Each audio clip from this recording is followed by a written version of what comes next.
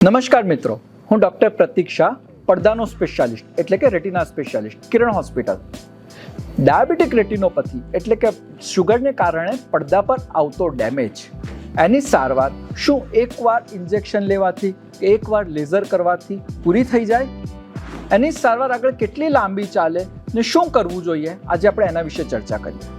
તો સૌથી પહેલાં આપણે એ સમજીએ કે શુગરને કારણે જે ડાયાબિટીક રેટિનોપેથી થાય ને એ મિત્રો ઓવરનાઇટ નથી થતી.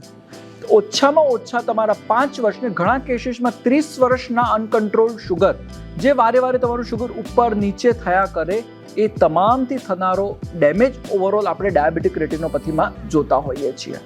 તો આટલા વર્ષોનો ડેમેજ તમારા 1 મહિનાના શુગર કંટ્રોલથી, 1-2 મહિનાના ટ્રીટમેન્ટથી ક્યારેય સારું ન થાય. આની સારવાર પણ આંબો વાવવા જેવી છે. તમે આજે આંબો વાવો ને તરત કાલે કેરી ન મળે, એવી રીતે તમારો સારો શુગર કંટ્રોલની સાથે જેમ જેમ જરૂર પડે તેમ એટલી વાર લીધેલા મલ્ટિપલ ઇન્જેક્શન્સ અને multiple settings of the laser દ્વારા આપણે ડાયાબિટીક રેટિનોપેથીને કંટ્રોલ કરી શકીએ. ધન્યવાદ.